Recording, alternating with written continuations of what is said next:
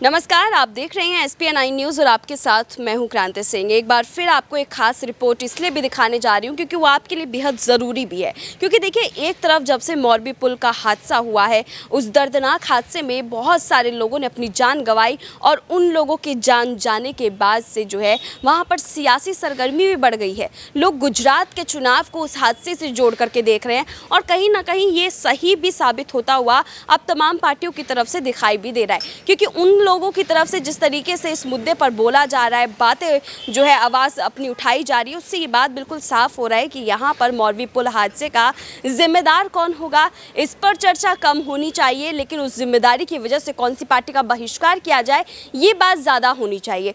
देखिए, अगर हम बात करें तो देखिए, यहाँ मोरबी पुल हादसे पर जब से यहाँ पर हादसा हुआ है, इस दर्दनाक हादसे के बाद एक एक तस्वीर सामने निकल कर के आ रही है। उन तस्वीरों की ओर अगर हम देखें तो देखिए, लोग बिलखते रोते हुए दिखाई दे रहे हैं। कई ऐसे लोग हैं जिनके घरों में अभी तक शव भी नहीं पहुंचा है। कई ऐसे लोग हैं जिनका जो अभी तक लापता नजर आ रहे हैं।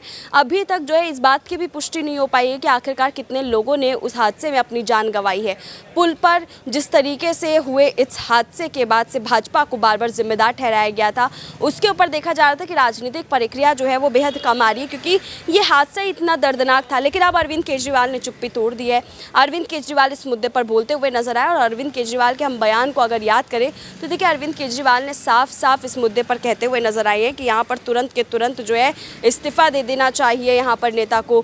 यहाँ उन्होंने उस बात का भी जिक्र किया कि जब पुराने समय में उनके साथ खिलाफत और बगावत की नीति जब अपनाई जा रही थी दिल्ली में, उसके बाद जब दूसरे विपक्षी नेताओं के ऊपर जब ये अपनाई जाती, तो आखिरकार जब भाजपा की बारी आती है तो भाजपा के नेता चुप क्यों हो जाते। भाजपा के ऊपर सबसे बड़ी कार्रवाई होनी चाहिए। और देखिए, सिर्फ ये बात, ये बोल केजरीवाल के ही नहीं दिखाई दे रहे हैं। वहाँ की जनता से जब हम बात कर रहे हैं तो देखिए, वहाँ की जनता भी साफ तौर पर इसी लाइन को दोहराती हुई नजर आ रही है और ये बात इसका सबूत भी दे रही है कि आखिरकार जो इस चुनावी माहौल के बीच में मोरबी पुल हादसे का क्या रोल रहेगा। बहरहाल कमेंट बॉक्स में ज़रूर बताइएगा कि आखिरकार मोरबी पुल हादसे को लेकर के आप लोग कितने स्तब्ध हैं और इस चुनावी माहौल के बीच में हुए इस हादसे का भाजपा को कितना नुकसान उठाना पड़ेगा।